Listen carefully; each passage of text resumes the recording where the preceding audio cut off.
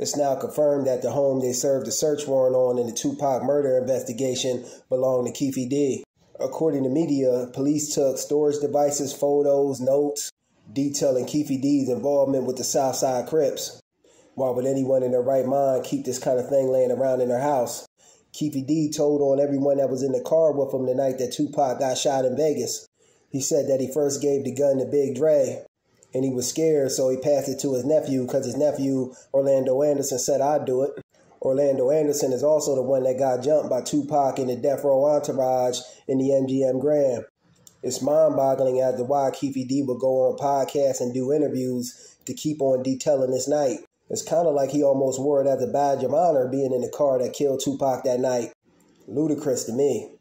He also said in his own words he was granted some kind of immunity for cooperating with the police years ago on the case and pointing his nephew out as the one being the shooter.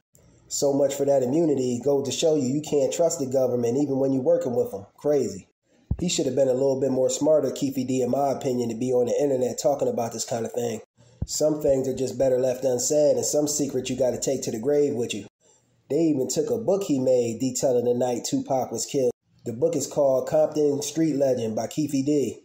But if you're going to get Keefe D, which is cool, because I do want justice for Tupac and his family, but you then got to take a look at Puffy, Diddy, because Keefe D always kept the same story when he mentioned Diddy was the one that paid for the hit. It's a package deal. If you go after Keefe D, you also got to go after Diddy. Unless you're going to show favoritism because Diddy is a superstar. But Keefe D always said that Diddy never made good on a promise to pay them $1 million in cash.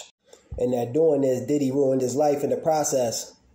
Stop trying to just hurry up and wrap up the case by convicting anyone you can, which law enforcement does most times, gives us a lower guy on the totem pole and let the bigger fish get away scot-free. Diddy deserved to be brought to some type of justice, or at least looked into, if nothing else. Diddy is able to operate with impunity. His name has been attached to several crimes over the years. Everything from Tupac to his wife, Kim Porter. Because if you're a part of that club with the elite, they look over a lot of the dirt you do.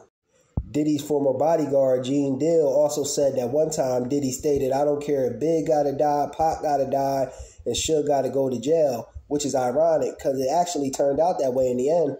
But if you're going to make a move on Diddy, why now? Is he not a part of that club anymore? They knew for years Diddy was possibly wrapped up into this Pac crime. Maybe he's not in the good graces of the elite no more, not playing the game. Or they just need him out the way for one reason or another. You can do anything you want if you're a part of the club, but if you're not a part of the club, you're a sitting target. Peace.